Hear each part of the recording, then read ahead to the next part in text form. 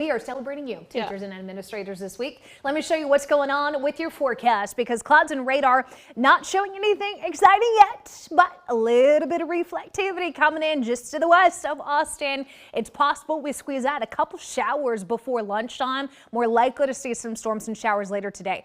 Look at the sunrise. That is how you do it on a Monday. No filter needed on a Lorenz 360 camera. You can see that very vibrant light on the horizon there. 63 degrees is the current temperature. We pretty much have most of us in those 60s, maybe a few 50s further towards the north. But I would say you're fine without a jacket unless it's a raincoat, because I think the rain gear is going to be needed for some of us today. Keep it within arm's reach, because those rain chances, or storm chances, I should say that, those are going to be increasing heading in toward the later part of the afternoon and evening. Let's take a stab at the timing, because I do anticipate, like I said, a couple spots of rain trying to get going before lunch. But midday into the afternoon, the daytime heating just really helps us out there. So the isolated storm chance, I think, will kick in around lunchtime.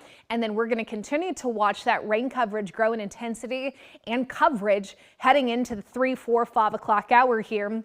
The storm system itself is actually going to hang out to the west over the desert southwest. It kicks out a little disturbance, which is helping, I think, round one form this afternoon. I wouldn't be surprised if we see maybe a little bit of a lull in activity late evening, early night before more storms get going overnight into tomorrow morning.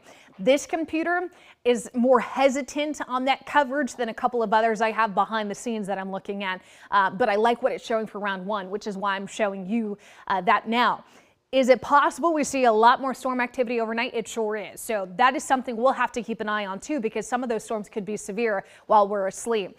That said, the severe risk is a 2 out of 5 in the hill country, 1 out of 5 elsewhere, meaning isolated to scattered severe storms are possible. Threats include large hail and damaging winds. There's a non-zero tornado threat, meaning it's possible, but it's really not likely. I think the hail and wind would be what these storms are warned for, and even the localized flooding concern too. It's that time of year in the springtime where some of us absolutely get the short end of the stick and we'll get maybe a few hundredths, whereas some of us find that one well-developed storm and it drops ½ an inch to an inch. I think in general, I'm going to go a 1/4 inch to 1.5 inches between today and tomorrow. So that's 48-hour accumulation between about a 1/4 inch to 1.5 inches. But whatever happens overnight tonight will impact tomorrow's round. Tomorrow's round, already looking at a 2 out of 5 risk of seeing severe weather. So the 7-day shows a 60% chance today, 80% tomorrow. I'm just going to say both today and tomorrow, keep an eye to the sky, because we're going to be looking at a couple rounds of storms. One this afternoon, likely another one overnight. Depending on overnight storms, we'll be looking at another round, another couple of rounds probably on Tuesday.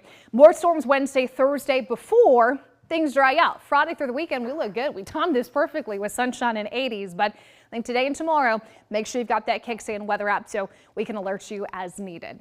Erica?